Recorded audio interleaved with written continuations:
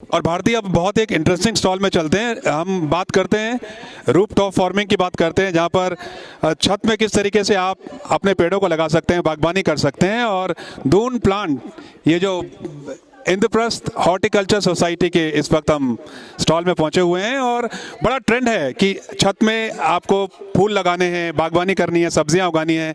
तो आइए बात करते हैं मैम से, मैम जैन से बात करते हैं। और बहुत शानदार आपने काम किया मैम।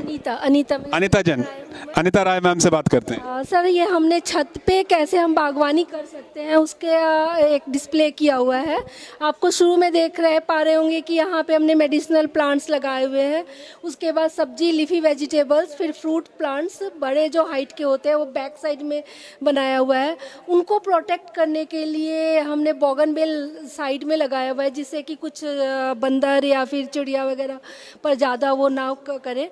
साथ में हमने फ्लावर्स भी लगाए हुए हैं कि बी और बर्ड्स एंड बटरफ्लाइज को अट्रैक्ट करती हैं। फिर आगे हमने वाटर बॉडी बनाई हुई है। वाटर बॉडी जब साथ में रहता है तो बीज बहुत अट्रैक्ट होती हैं और ये फ्रूट्स को कन्वर्ट करने में बहुत पॉलिनेशन में इजी रहता है।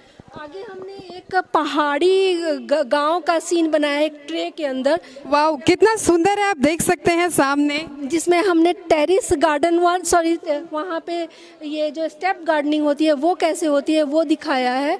और उसके बाद हमने एक लॉन बनाया हुआ है यहाँ पे। बिल्कुल आप देख सकते हैं यहाँ पर ये जो लॉन है, छोटी सी चेयर, टेबल, 2 कप, प्लेट। और मैडम, इस लॉन के बारे में बताइए, ये जो थीम आपके पास, ये आइडिया कहाँ से आया?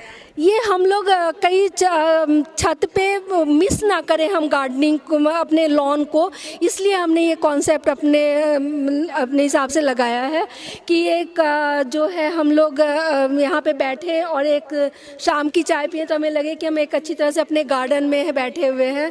तो इस तरह से हम लोगों ने ये सब किया है और पूरी छत को हमने बर्ड हाउस और इनसे सजाया है, जिससे कि बर्ड्स अट्रैक्ट हो और अट्रैक्टिव लगे। और मैम, एक लेमैन की तरफ आपसे सवाल पूछूंगा, क्योंकि आप रूफटॉप फार्मिंग की बात कर रही हैं, टेरेस फार्मिंग की बात कर रही हैं, बहुत सुंदर लगता है दिखने में। लेकिन कई लोगों को ये डाउट रहता है कि क्या इससे सीपेज होता है या किस तरह से आप बचते हैं? इसके लिए हम लोगों ने हम लोग को पहले ही, अगर आपको रूफटॉप गार्डनिंग करनी है तो शुरू में ही जो इसका कंस्ट्रक्शन होता है उसमें ही थोड़ा सा आपको इसमें ठीक से करवाना होता है, छत जो बनवानी होती है उस हिसाब से।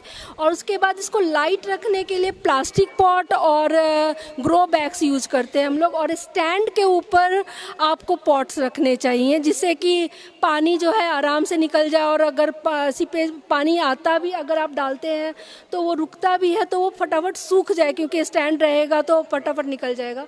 और दूसरी बात है कि इसको हम लोग पूरा सन रहता है तो आसानी से हो जाता है। और ये ग्रास जो है, जो हम लोग जहाँ पे लॉन बनाया है, इसकी भी ट्रीटमेंट थोड़ा सा अलग तरीके से करनी पड़ती है। तो आप रूफटॉप पे ग्रास लगा सकते हैं। तो बिल्कुल रूफटॉप पे आप ग्रास लगा सकते हैं। और अगर आपको रूफटॉप फार्मिंग करनी है या टेरेस फार्मिंग करनी है तो स्टैंड्स पे अगर आप करेंगे तो ये बहुत आपके लिए फ़ायदेमंद रहेगा। उसके ऊपर भी जो क्या कहते हैं उसको, जहाँ पे पिलर्स होते हैं वहाँ पे आपको पॉट्स, हैवी पॉट्स रखने चाहिए। और जो गाटर वगैरह जहाँ डला होता है वहीं पे आप लोग हैवी पॉट्स रखें और साइड में बहुत लाइट वेट के रखें। और जो सॉइल मिक्स है वो भी थोड़ा सा स्पेशल हम लोग बनाते हैं। तो बिल्कुल हम देख सकते हैं, जब स्टॉल में इतनी सुंदरता है तो जब घरों में ये इस तरह का खिल के आएगा तो क्या वातावरण बनेगा। आप लोगों का बहुत बहुत धन्यवाद। पूरी टीम हमारे साथ यहाँ पर मौजूद है। Thank you so much.